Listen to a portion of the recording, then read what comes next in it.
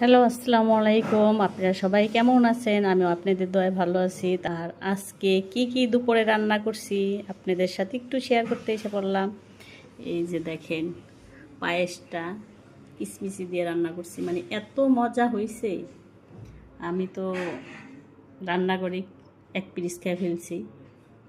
আর এই জায়গায় আমার ছেলের বউ, তার আবার অনেক পছন্দর পাও ভুনাটা, হাত পাও গিলা কলি যাচ্ছে। কেমন হয়েছে রান্নাগুলো আজকে।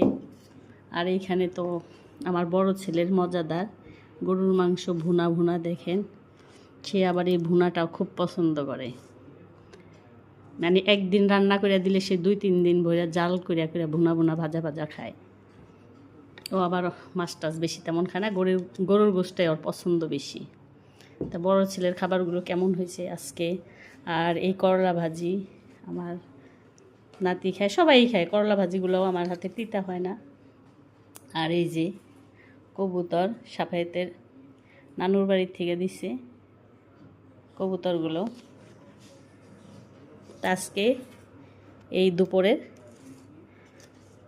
খানা দানার আয়োজন, তাই টুকিটাকি খাইছে সবাই। এখন আমি খাবো আর স্বামী মাহিম পড়তাছে। তাই ভিডিওটি যদি ভালো লেগে থাকে লাইক কমেন্ট শেয়ার করেন, আর পাশে থাকেন, ফলো দিয়েন, ফলো পাবেন। তো এখানে বিদায় নিচ্ছি। আল্লাহ হাফেজ।